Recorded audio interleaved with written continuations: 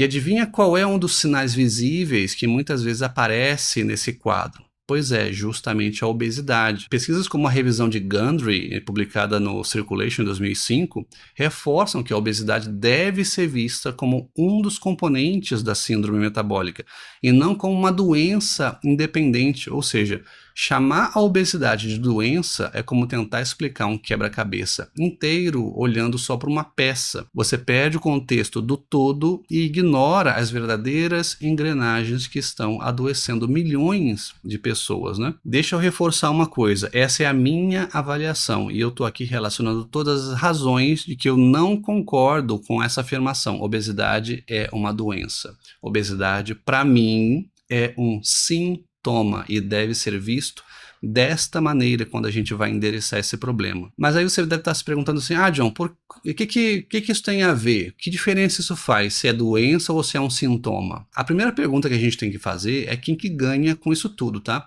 Eu gosto muito de uma frase do Dr. Jason Fung que diz o seguinte: não se deve tratar com drogas os problemas que são originários no âmbito alimentar.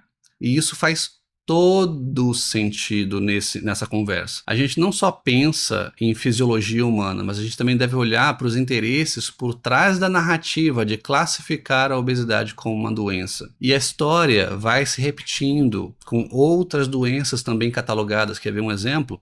Foi exatamente o que aconteceu com o colesterol. Durante décadas, o colesterol alto deixou de ser visto apenas como um fator de risco e passou a ser considerado uma doença em si. E qual o resultado? A explosão do mercado de estatinas.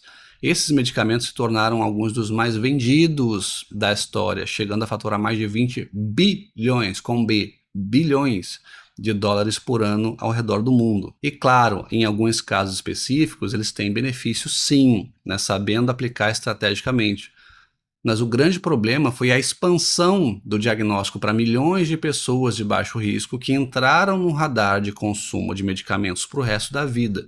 E quem que ganhou com isso? Pois é, certamente não foi o paciente.